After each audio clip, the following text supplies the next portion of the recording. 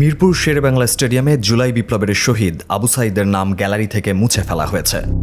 এমন চাঞ্চল্যকর অভিযোগে উত্তাল এখন সামাজিক মাধ্যম। আর এই ঘটনায় উঠে এসেছে বারবার বিতর্কিত মুখ তামিম ইকবালের নাম।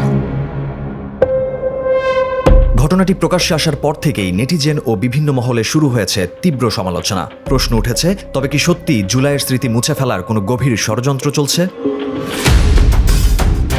সমালোচকরা সামাজিক মাধ্যমে দাবি করছেন, তামিম ইকবাল সবসময়ই ক্ষমতার আনুকূল্য পাওয়ার চেষ্টা করেন। অনেকেই তাকে সরাসরি হাসিনার লোক বলে আখ্যায়িত করছেন।